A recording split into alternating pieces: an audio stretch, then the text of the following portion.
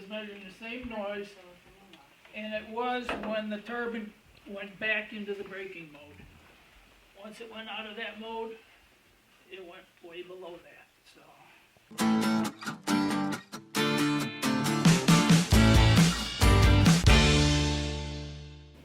When originally installed years ago, there were no issues with noise.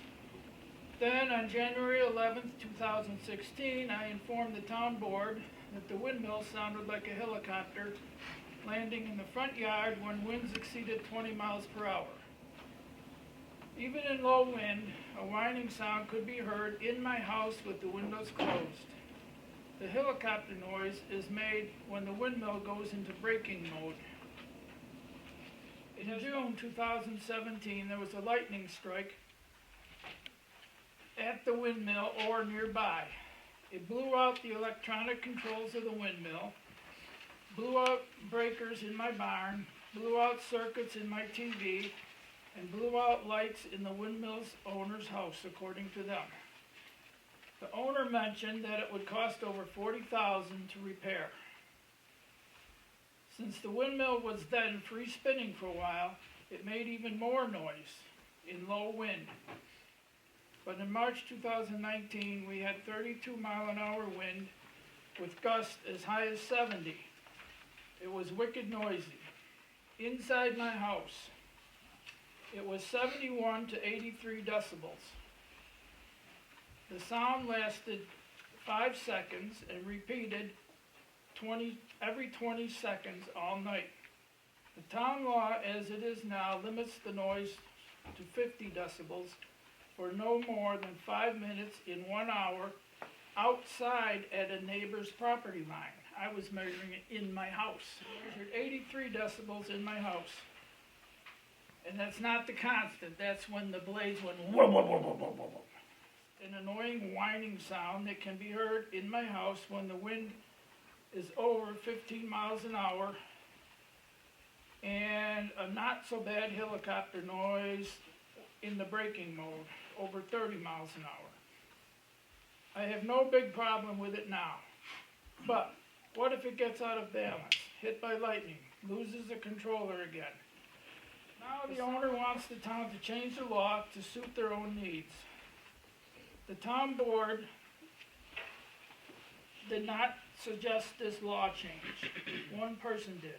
But now the Alabama Town Board wants to allow unlimited noise in winds over 30 miles an hour and make anyone complaining about the sound pay for an outside engineer to measure the sound. I would like to make a couple clarifications. Our windmill did not get struck by lightning. Our DSL line got struck by lightning and hit the inverter box. I think it was New Year's Eve of January of 2019. And we did get it taken care of. We didn't get notification from the town. We knew there was a problem. We called the installer right away and they came.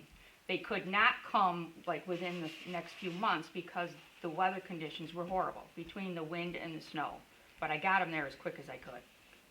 In terms of noise, when the gentleman was speaking and Debbie was speaking, the noise went, measuring noise here, it went from 60 to 75 dB.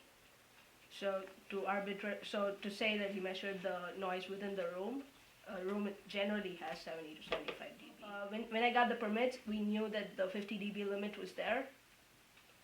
We mentioned when you put in the ordinance in the first place that it's a very hard thing to prove. It's the other turbines, like the Ledge or Phelps turbines, are farm turbines. They're New York State Ag and Markets considers wind turbines and small solar PV systems on a farm as agricultural structures. So the town would never be able to enforce that. Anytime there's been an issue, they notified us. The time that the inverter got hit by lightning, the Phelps turbine was down, the Ledge turbine was down. That year was just horrible for lightning all around the area. We had like 6 to 8 different systems, including solar systems, that were down.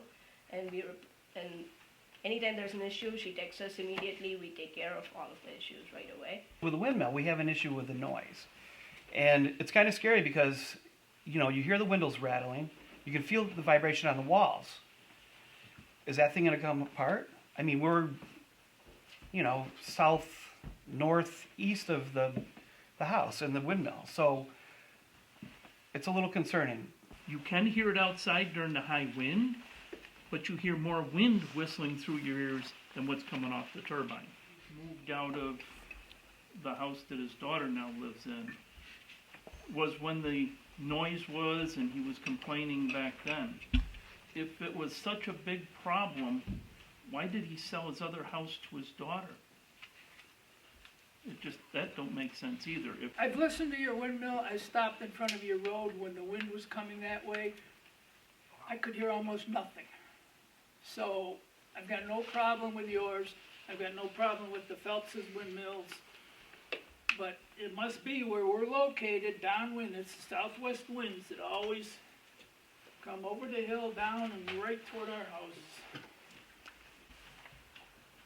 I think we have to table this and put it back into the planning board's hands to be worked on with the overhaul of our zoning law. And here's the reason. We can't shut these windmills off so that we can get an accurate ambient measurement. Whenever I worked on a machine that was too loud, I could shut that machine off and I could measure the sound. And then I could turn the machine on and measure the sound. We can't shut these windmills off. The wind changes the sound at every change in direction. The road noise, the time of day or night, the sound is always different. So we have to have an accurate measurement the way this law is written and the way the old law is written. And neither law, to me, is adequate. So that's just my thoughts on it. I wish we could measure it, and I guess, to me, distance solves sound. So when the planning board revises the law, currently we're allowing it at 1.5 times the height from the property line, and that may be too close. So what are your guys' thoughts? That's mine. Sounds logical. I agree. So I guess I just need a motion to put it back in the planning board's lap when the overall revision of zoning law is done with the engineer that we're consultants we're going to be hiring. I make that motion. Motion by Pam, I'll second. seconded by Jill. Any further discussion? If not, all in favor? Aye. Opposed? Carried. Thank you.